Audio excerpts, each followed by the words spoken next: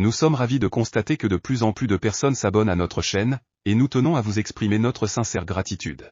Votre soutien est précieux et nous inspire à continuer à fournir un contenu de qualité qui répond à vos attentes. Votre engagement et votre fidélité sont les moteurs qui nous poussent à nous améliorer constamment. Merci à vous tous pour votre soutien continu, et nous sommes impatients de vous proposer encore plus de contenu passionnant à l'avenir. Si vous êtes nouveau sur la chaîne, n'hésitez pas à partager cette vidéo avec vos amis, et à vous abonner avec les notifications activées pour être informé de nos nouvelles publications.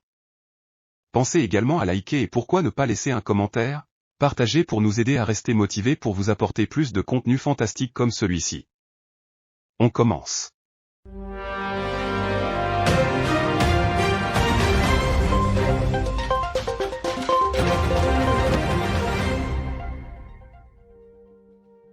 Mali. Consensus international sur le retrait de la MINUSMA.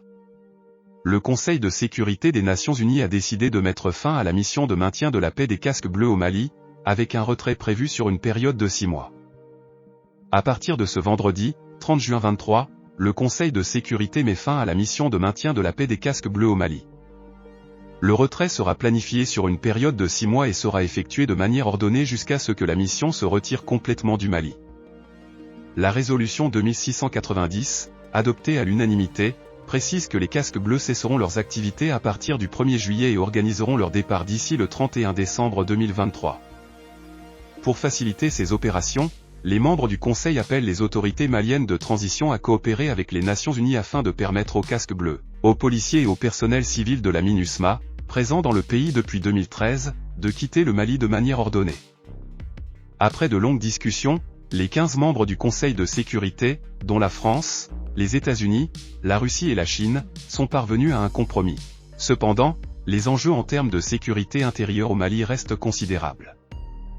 Selon Tidiane Togola, expert malien en gouvernance, pour parvenir à la stabilisation de la région, les deux parties doivent revoir leur collaboration afin d'obtenir un résultat satisfaisant à la fois pour le Mali et ses partenaires. Dans ces circonstances, le Conseil de sécurité a demandé au secrétaire général des Nations Unies d'engager un dialogue avec le gouvernement de transition malien afin d'élaborer un plan de transfert des responsabilités de la MINUSMA, en prenant en compte la contribution des pays membres de l'ONU, y compris l'Allemagne. La ministre allemande des Affaires étrangères, Annalena Baerbock, a déclaré aujourd'hui que le gouvernement fédéral avait travaillé avec ses partenaires internationaux et les pays voisins du Mali. Elle a souligné que la sécurité des casques bleus et des soldats allemands était une priorité absolue. Cependant, selon Alexander Stroh, professeur de sciences politiques et d'études africaines à l'université de Beyrouth, la demande de départ de la MINUSMA constitue un échec diplomatique. Il estime qu'il est nécessaire d'intensifier le dialogue avec les autorités politiques des pays concernés et de réfléchir à la manière d'interagir avec les acteurs avec lesquels on peut avoir des désaccords. Il y a quelques jours, avant l'annonce des autorités maliennes, le secrétaire général de l'ONU, Antonio Guterres, recommandait le maintien de la MINUSMA avec des effectifs inchangés, en se concentrant sur des priorités limitées. Toutefois, avec l'annonce du retrait de la MINUSMA, il sera désormais nécessaire d'organiser le départ de plus de 13 000 militaires et policiers, ainsi que de leur équipement, des hélicoptères aux véhicules blindés.